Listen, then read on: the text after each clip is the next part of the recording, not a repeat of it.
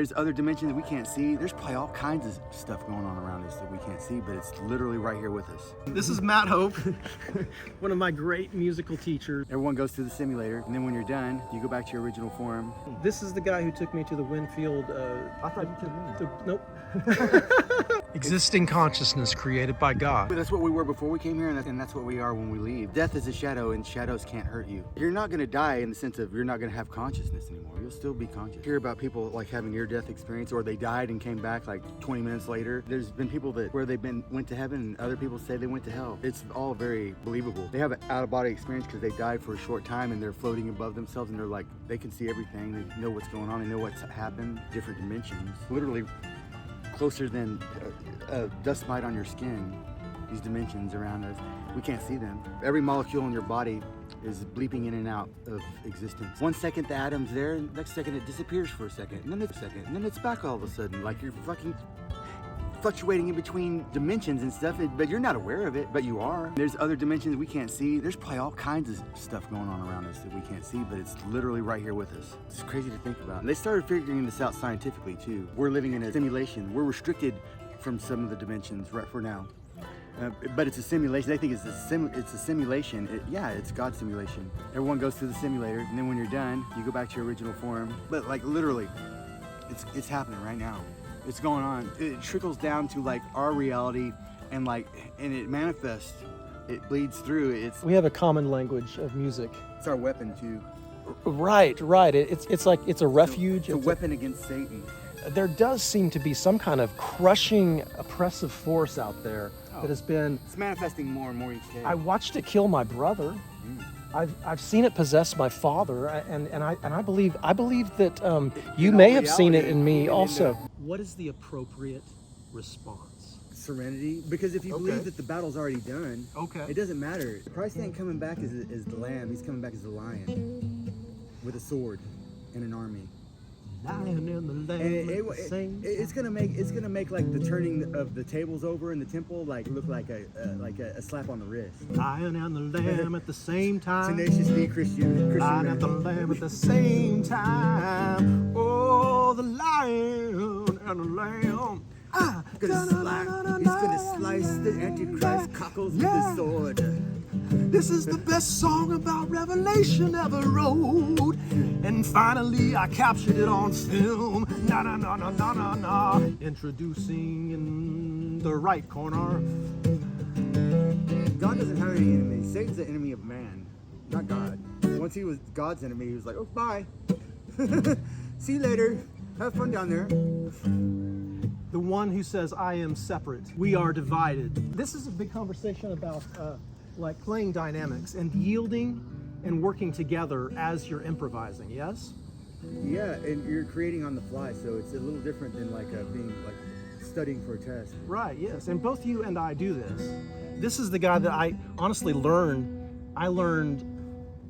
kind of how to be a utility man, or how to even start approaching it, I suppose, through watching this guy. I mean, this guy picks up a mandolin, and then in a couple of weeks, he's on a recording project. And if you listen to the Rucker Brothers album, you get to hear Matt's work, and it is, I play it on my channel. I play Medieval Unfair back. Man, I love that.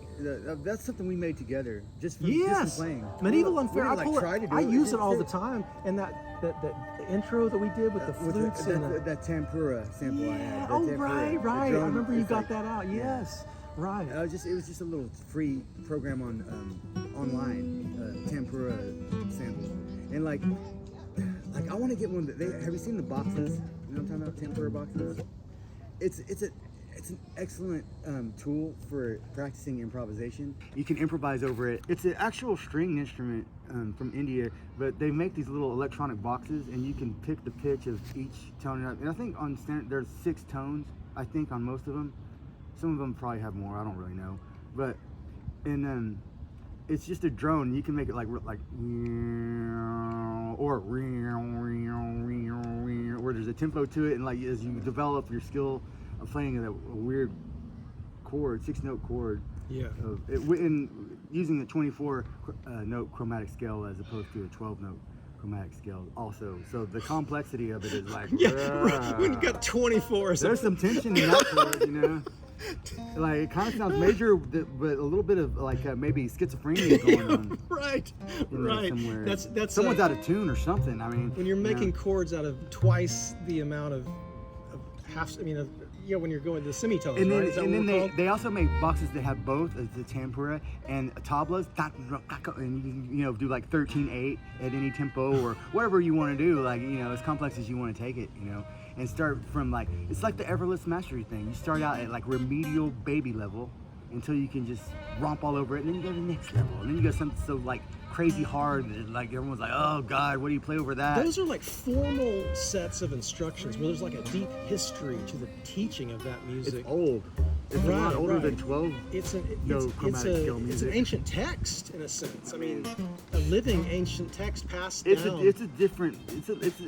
music is all music is a language, yeah, but like it's like an ancient language, right. and it's more complex. There's a lot more vocabulary there. Well, along the lines of Not just along the lines of science, kind of visualizing now, kind of what the Hindus were understood a long time ago. Oh, I don't think you were there. We went to the.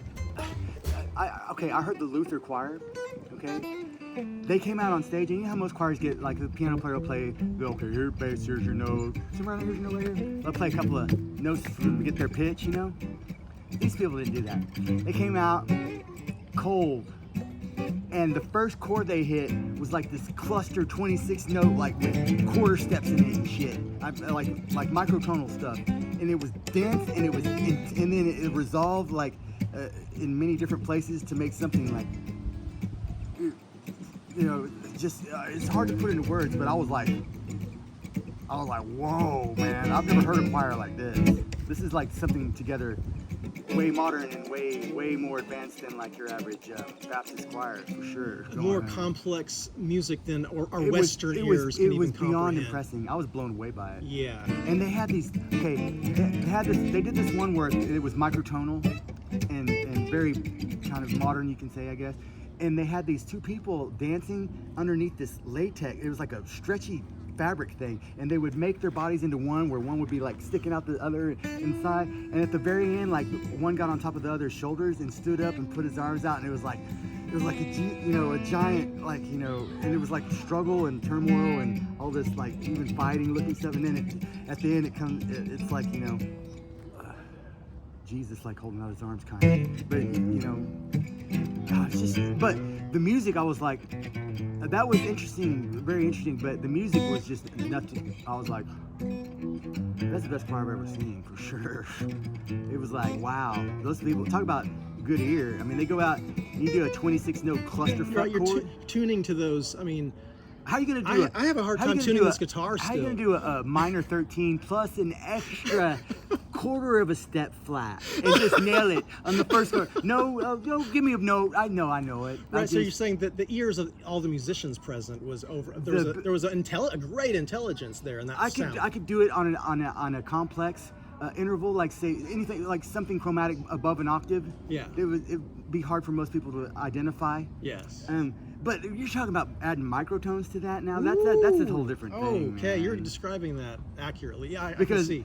not only do you have to do some like weird note in the chord that doesn't even sound like it should be there, you got to make it even more out of tune and like not belong there. Right. And make people want it to change immediately, and it's got to be in tune. It can't be a little less than a quarter tone. It has to be exactly quarter. It can be a little more than a quarter tone. You know what I mean? Because it doesn't. And believe it or not, those notes do tune. Because if they're not in tune, they make more waves, and it doesn't work the same.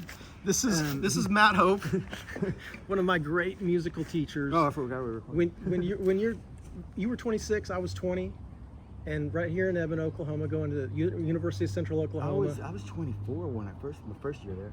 Okay, well, So I met you. made you like what? You're 6 years 19 old. or I just something? always remember you're 6 years older because I just turned 53. this is the guy who took me to the Winfield. I thought you took me. Nope.